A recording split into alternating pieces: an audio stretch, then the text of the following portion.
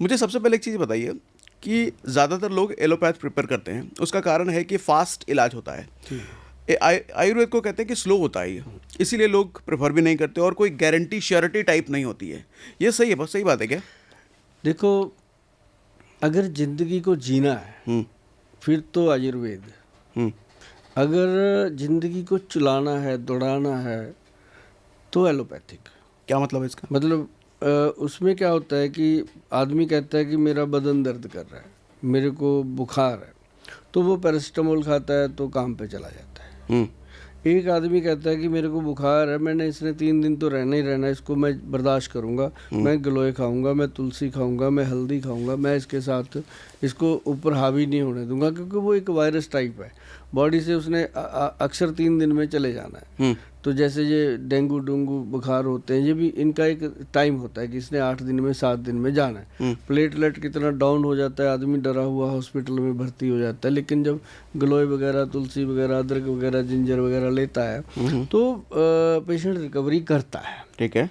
और एक बात मैं आपको बताऊं सागर जी कि बहुत सारे लोग ये नहीं जानते कि जो आयुर्वेद है ये तुरंत काम करता है। ठीक है। अभी बहुत सारे लोग कहते हैं कि गोल साहब ये धीरे धीरे काम करता है। मैं कहा नहीं। ठीक है। फर्क इतना है कि वैद्य बता देता है कि 6 महीने में आपका पेशेंट ठीक हो जाएगा। और जो एलोपैथिक में होता है वो आदमी हमें आकर के बोलते हैं, हमारे क्लिनिक में जो पेशेंट आते हैं बताते हैं कि हमें ना जी फला हॉस्पिटल में 10 साल हमने दवाई खा ली और जब छोड़ी फिर वही हो गया। कोई कहता है मैंने 5 साल खा ली, जब छोड़ी फिर वही हो गया। बस वैद्य का इतना ही प्रॉब्लम है कि वैद्य बता देता है कि आपको पहले 3 महीने दवाई खानी है, फिर उसके बाद दवाई कम करना शुरू करेंगे, 6 महीने में आपकी दवा बंद हो जाएगी।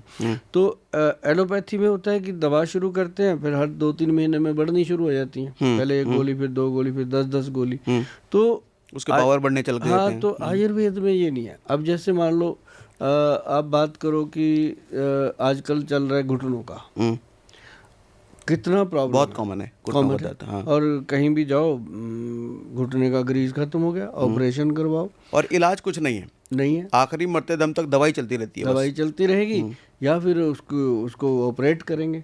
अगर ऑपरेट भी करते हैं तो बहुत सारे लोग लक्की हैं जिनका ऑपरेशन ठीक होता है, लेकिन कई बार अगर जरा सा भी उसको कह दो ना कि हेयर के बराबर भी अगर बीच में कोई प्रॉब्लम रह गई तो पेशेंट जीवन भर कष्ट भोगता है। ऐसा क्या होता है? उसमें पेन शुरू होता है। अब जैसे मान लो उन्होंने ऑपरेट के दौरान थोड़े से भी कमी पेशी रह जाती हैं। अब कई बार तो बहुत ही परफेक्शन होती है कि उसको वो लगता है मैं तो बच गया, बहुत बढ़िया हो गया। कई बार ऐसा होता है कि ऑपरेट अगर एक बार में, हमारे पास जैसे ऑफिस में लोग आते हैं, हमने देखा उनका यहाँ से घुटना काट के 3-3, 4-4 बार खोल देते हैं। हाँ, वो पेशेंट जाता है कि मेरा प्रॉब्लम ठीक नहीं है, मेरे को तकलीफ है, तो फिर खोलना, फिर ऑपरेट करना, फिर देख, मतलब एक आप समझो वो कितनी पेनफुल चीज़ होगी, है ना। तो ऐसे में हम बैठे थे, काफ़ी पुरानी बात है ये, कोई 2018 की बात है। तो हम अपने वैद्य जी के साथ बैठे बात कर रहे थे कि ये प्रॉब्लम आजकल बहुत बढ़ रहा है, क्योंकि जब जो दौर हमने जिया 1999 का, 1998 का, उन दिनों में नहीं होता था ये इतना ज़्यादा, बहुत कॉमन नहीं था, नॉर्मल किसी को। तो अब जाकर के 2000 के बाद जो 21वीं सदी आई है उसमें दुनिया ही बदल गई। लोगों ने खान पान अपना खुद भी खराब कर लिया, कुछ हो भी गया। ठीक है, उसमें हम सब जिम्मेदार हैं। हम भी जिम्मेदार हैं, आप भी हो, सभी हैं। ये खान पान को लेकर के बड़ा सोशल मीडिया पे बड़ा ऊट पटांग चलता है, कोई कहेगा ये मत खाओ, कोई कहता है उसी चीज़ को कहेगा ये खाओ। जैसे एक बड़ा परसेप्शन है दूध को लेकर के। दूध को लेकर के हमने बचपन से देखा है, हमने कितने पुस्तकों से देखा होगा कि दूध पियो, ये फ़ायदे वो फ़ायदे, लेकिन इन दिनों सोशल मीडिया पर एक ये परसेप्शन बना हुआ है कि दूध मत पियो, ये ख़राब वो ख़राब वो ख़राब। आप क्या कहते हो इस पर? देखो, दूध सिंथेटिक जो बनता है वो तो है ही प्रॉब्लम, वो तो प्रॉब्लम है। लेकिन जो गाय से निकल के आ रहा है, भैंस से निकल के आ रहा है, घर में रखा हुआ है, गाय भैंस का, बकरी का, जो भी दूध आप लोग लेते हैं, उसमें हम कभी नहीं कहते कि उसको बंद करो। हम कहते हैं भी दूध पियो, लेकिन उसमें थोड़ी सी हल्दी मिला दो। अच्छा, तो आपके हिसाब से दूध पीना चाहिए? पीना चाहिए। उसमें हल्दी मिला दो, उसमें शहद मिला दो, उसमें केसर मिला लो, जो भी चीज़ मिला सकते हो, ताकि हल्दी जो है ना वो एंटीसेप्टिक होती है, वो उसके साइड इफेक्ट खत्म करती है, ठीक, आप उल्टा गुड इफेक्ट देगी। और अब जैसे खान पान को लेके ले लो, आप ही देखो, आप भी दुनिया में रहते हो, हम भी रहते हैं, बाकी दुनिया तो दुनिया है।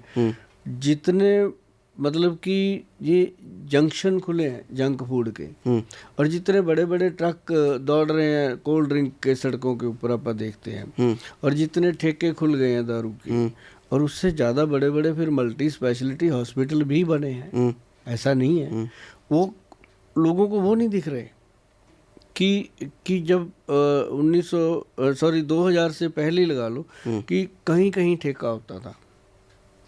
अब देखो हर स्टेप पे दारू की दुकान है, और फिर दारू की दुकान के साथ ही कितने बड़े बड़े हॉस्पिटल। पहले कहाँ होते थे स्पेशलिस्ट डॉक्टर? एक ही डॉक्टर होता था, पूरा फैमिली डॉक्टर, वो भी बहुत दूर दूर तक में होते थे। फैमिली डॉक्टर होता था सबका वो। अब तो हर 2 बच्चे को- किलोमीटर मल्टी स्पेशलिटी है। बच्चा बीमार तब भी वही, बीवी बीमार तब भी वही, दादी बीमार तब भी वही डॉक्टर था।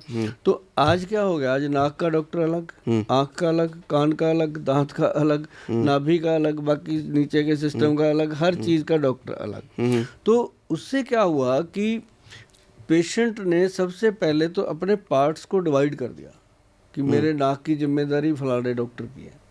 अरे जबकि भैया अगर आयुर्वेद में आप जाते हो, आयुर्वेद में क्या है? बात पित्त कफ 3 दोष पकड़ता है वो वैद्य, नब्ज देखता है, सारा एक्सरे बता देता है। अब जो MRI कराओ जी, फाइब्रोस्कैन कराओ जी, ये अल्ट्रासाउंड करवाओ जी, ये कराओ, मतलब उन चीज़ों की ज़रूरत आज से पहले तो नहीं थी। तो आप भी वो हाथ देख करके बता देते अभी हैं? भी ठीक है। मेरे पास जितने लोग आते हैं वो उनको ये क्यूरियोसिटी रहती है कि हमने नब्ज दिखानी है, क्योंकि नब्ज देख करके जो चीज़ सामने आती है वो चीज़ एक्सरे भी नहीं बताते।